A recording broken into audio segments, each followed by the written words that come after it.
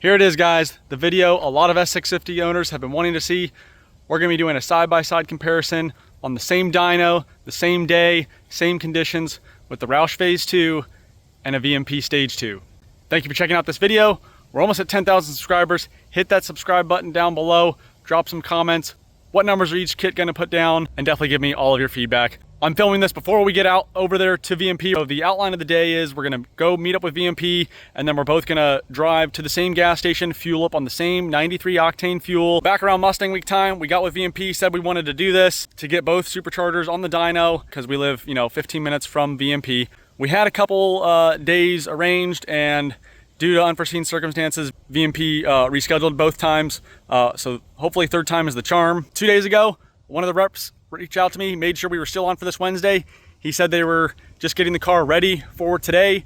They'd recently been doing some E30 testing with their VMP Stage 2, but the goal is to show up at the gas station with as little fuel as possible to make sure that the tank is as empty as possible. Now, if you're new to the Mustang community, this is the Roush Phase 2 supercharger that they came out with for the S650 Mustangs, and Whipple has also come out with a Stage 1 and a Stage 2 variant of their 3-liter twin screw design supercharger. Now, if you've been following the channel over the last couple months, you know we have a GTD coming. And while this car is not gonna be on the channel for much longer, it's probably gonna be sold in the next 4 to 6 months. However, the greatest, arguably, it hasn't been verified yet, still gotta put down that Nürburgring time, Mustang supercar of all time, what kind of supercharger does it come with? It comes with a TVS, not a Whipple. Now, the whole Stage 1 versus Stage 2 versus Phase 2 debate, it's kind of all misleading. There's no exact spec in the community as to what makes a Stage 2 supercharger a Stage 2 and what makes a Stage 1 supercharger. Now, in regards to the what makes a supercharger Stage 1, what makes a supercharger Stage 2, to me, it's all marketing. There is no set amount of boost level that makes a supercharger a Stage 2. There's no set displacement that makes a supercharger a Stage 2. It's purely marketing. Drop some comments down below. What are your opinions on the matter? What do you think makes a supercharger a Stage 1 versus Stage 2? When you look up Stage 1, Stage 2, Stage 3, through the research that I was able to do and what I've come to determine is Stage 1 is as close to stock as possible. Stage 2, takes that step further, Stage 3, Stage 4. But the key there, Stage 1 being as close to stock as possible. The Roush uses the OEM throttle bodies, the OEM intakes, the OEM filters. The Whipple does not. It comes with a new intake, new throttle body, high flow filters. So to me, that is one other reason why I think the Stage 1 is a better comparison, along with the cost of each kit and the warranty of each kit, and the Stage 1 Whipple and the Phase 2 Roush both being 50 state CARB legal. That's just me, guys. Do you agree? Drop that down below. If you disagree, drop your opinion in the comments below. So just to set the expectations in a reasonable manner, the Phase 2 Roush and the Stage 2 Whipple are not equal. So the Roush is a 2.65 liter supercharger. The Whipple is a 3-liter supercharger. So if boost is equal, the 3-liter supercharger is gonna put down more power, and that's exactly what's gonna happen in this case. Now, these Roush supercharger kits, through the 10 speeds with the stock pulley that comes in the kit, I believe it's 83 millimeters, they put down about 675 horsepower to the wheel. The Stage 2 Whipple puts down usually about 740. Again, both kits are very dependent on octane, so if you have crappy fuel, the numbers are gonna suffer. If you have really good fuel, the numbers will improve. We're here in Florida, it's always hot, it's always humid. Hopefully we'll get a little bit of a break. Apparently we're going to a really good gas station, but again, the fuel is gonna be equal. So no matter what side of the fence you're on, Roush versus Whipple, everyone has their own views, everyone has their own viewpoints, pros and cons. So if you're doing a cost for cost comparison, it would be better to do the Stage 1 Whipple versus the Phase 2 Roush. But the Whipple guys complain that the Roush is making more boost. Boost is just a measure of restriction, guys. If the Whipple camp is allowed to argue that the Roush has the advantage because it's making more boost, well, then the Roush side of the camp can make the argument, well, the Whipple's a bigger supercharger. So again, it's not a apples to apples comparison. The Roush, I've got the complete stock intake. We have restrictive paper filters. We have the carbon traps installed. Now the Whipple, no matter if you get the Stage 1 or Stage 2, it has these carbon traps but are on like the side, so it's not super restrictive, and it's got high flow air filters. So that right there is already an advantage to the Whipple. It's got a bigger displacement, 3 liters versus 2.65. Again, Stage 2 versus Phase 2, it's not an apples to apples comparison. I fully expect the Roush to make less. than the Whipple Stage 2. Now, the Whipple Stage 2 does not have a warranty. This kit from Roush has a warranty. I've registered for it. And then also the Roush Phase 2 is 50 state CARB legal, where the Stage 2 Whipple is not. Now there's tons more we could get into, a lot of details to debate, but at the end of the day, both kits, the Stage 2 as it comes with the 3.75 pulley and the Phase 2 as it comes, numbers are just dyno numbers. They're just something to put on a piece of paper. What actually matters is what they do at the track. And both kits have shown they can run high nines with about the same amount of mods. I'm excited for this. Again, I've got no skin in the game. I know what the car makes or what it should make. To me, it looks the best. It sounds the best. It's got the supercharger whine. I'm not out there trying to set world records. I'm not a drag racer. I'm a road courser. At the end of the day, it's not that serious, guys. Advertised, they both run 13 pounds of boost, like CARB on that, and that's what they disclaimed on there. There's supposed to be a lower horsepower version. I don't know how they're gonna do it. They put an 11 PSI kit on their CARB. So, you know, it sounds like they're planning a lower power version, maybe with a warranty or something. This is also available in a Stage 1 with a warranty at a slightly lower horsepower level. I'm talking a lot. What else do you think they need to know? What determines, or what does the field or subject matter experts say about a supercharger, and what determines it being a Stage 2 versus Stage 1? Is it a boost number? Is it a displacement? What are your opinions on that? Because to me, when I think Stage 1, I think as close to stock as possible. Stage 2, that next level up, Stage 3, and so forth. Is it a boost level? Is it a displacement? As someone that's been making and designing kits for years, we can call it whatever the fuck we want. Exactly. It's purely marketing. It's purely marketing. So we're gonna go to the gas station. We're gonna drain both these cars. Mine's pretty much empty. His, you're like 50. So we'll both get fresh fuel, level playing field. Yeah. And then we'll come back to the dyno. We'll dyno them. All right. Sounds good to me. I'm gonna grab a little B-roll with him right here. I can show you the tire that blew up at 190 back there. Yeah, I don't know if I want to do that today. Only other thing I noticed, just how loud it was at startup. What's the exhaust setup on this thing? It's got long tube headers, cats, and an X-pipe. Okay. Just put that on 2 weeks ago, and I was going to mention that. You can even look at it on the dyno. All right, guys, we're here getting the fuel out of the cars, draining the tanks, making sure that the fuel systems have the same fuel running through their veins.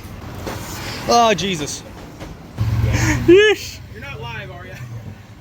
Not live, but I'm rolling. We're rolling. Doing it live. This is about as ghetto as it looks. Just making sure it wasn't gonna move. Got hands.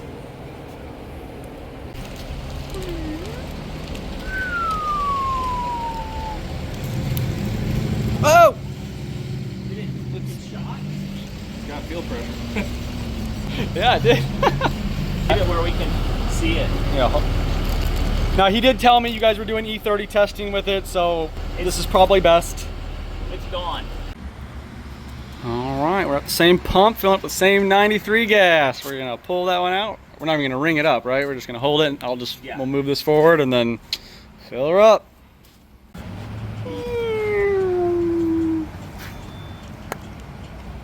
All right, guys, we just filled up both cars with 93 octane from Shell. We both put 12 gallons each in each car. Same pump. Let's go. Roush is going first.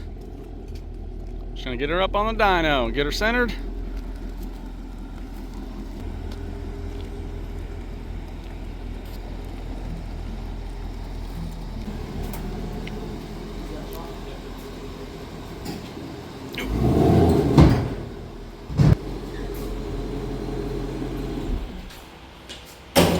Got RPM, Cool. all hooked up.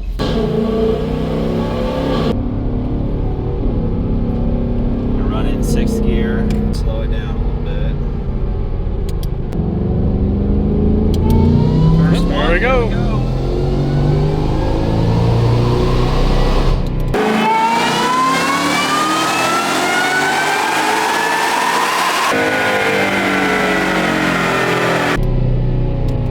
All right, first pass. Okay, Anthony, I don't know if you can see there, 655 horsepower, 544 torque. Okay. I felt it on the dyno pole, and I see it in the graph. There was some type of limiter at 7,300 RPM, so it's conceivable maybe that's a stock rev limiter. We'll make another run and we'll see if it does the same thing again. Sometimes you get a fluke on a dyno run. Yeah, it's just not running enough timing at high RPM. Is it starving for air because of the paper filters and the carbon traps? Going back to the dyno graph, you know, I think this would trend upward a little bit more and maybe make that 675. Now, this is also the most restrictive exhaust you can have with the base model mufflers and all that stuff. I mean, and like I said, I think it's starving for air.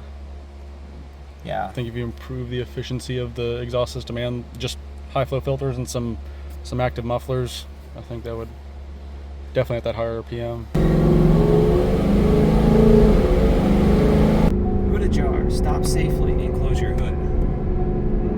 Nah.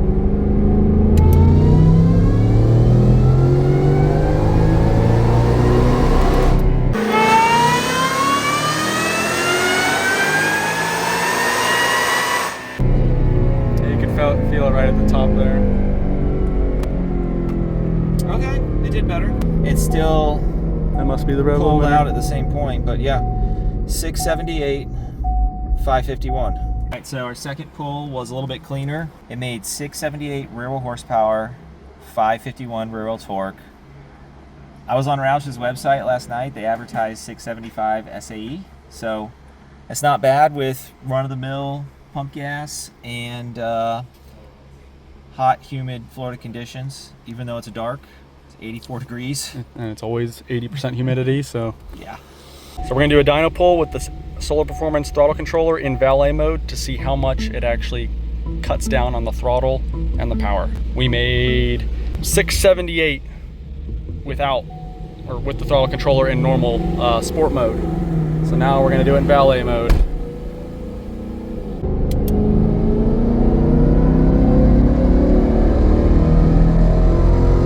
I don't even think it's a boost.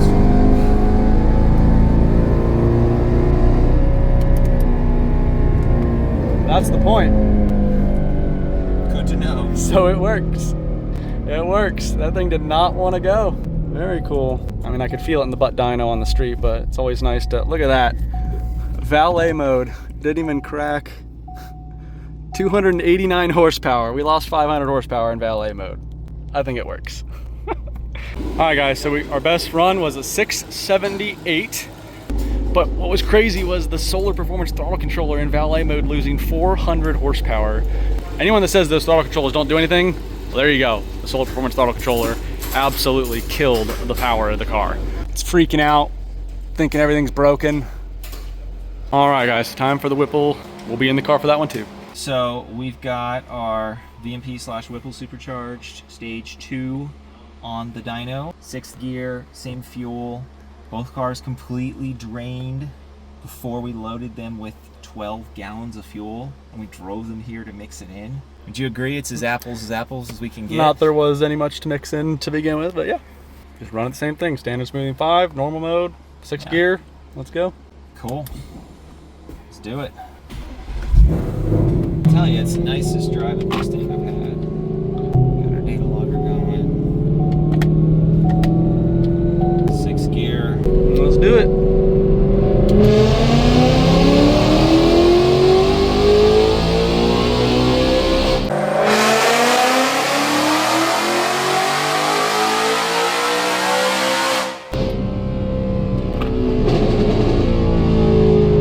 All right, and Anthony's already seen the numbers.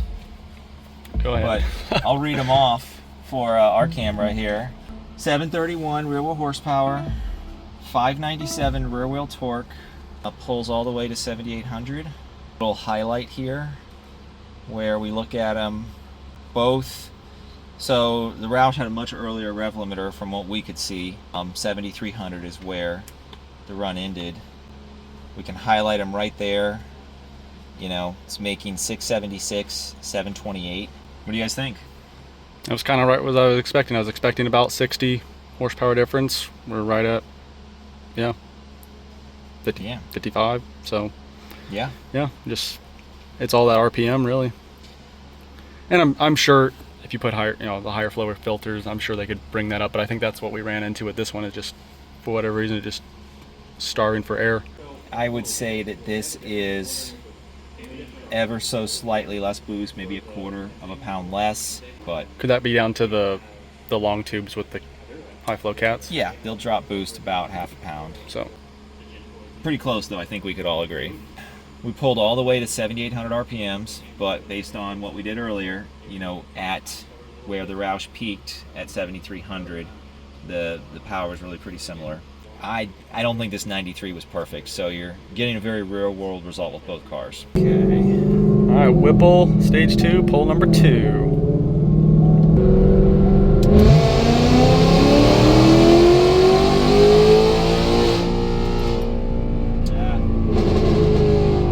Felt different there.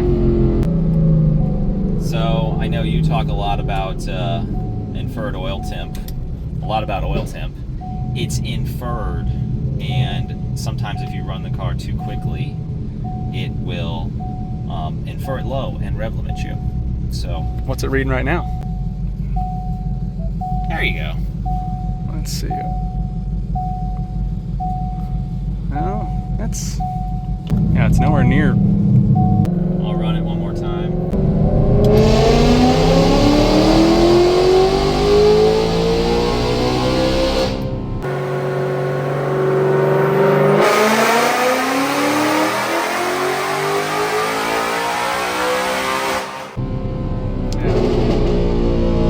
So green was our first run, 731, Makes sense. and starting to get some heat soak in it, getting a little bit more knock sensor activity on pour 93. That still made 727, 590.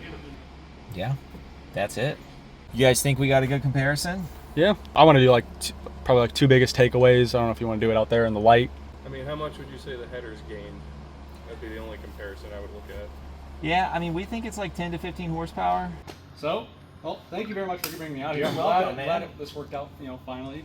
Honestly, my 2 biggest takeaways from today's experience was we tried to make it as similar as possible. My 2 biggest takeaways are 3 liter makes 13 psi, 2.65 makes 13 psi. It was right where I thought it was going to be, about 55 horsepower short. The Roush rev limiter.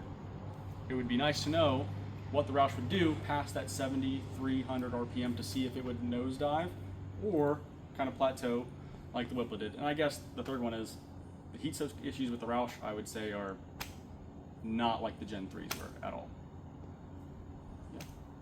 Yeah. It's my old supercharger, you're comparing it to the Gen 3 Roush. It was a heck of a lot better than that.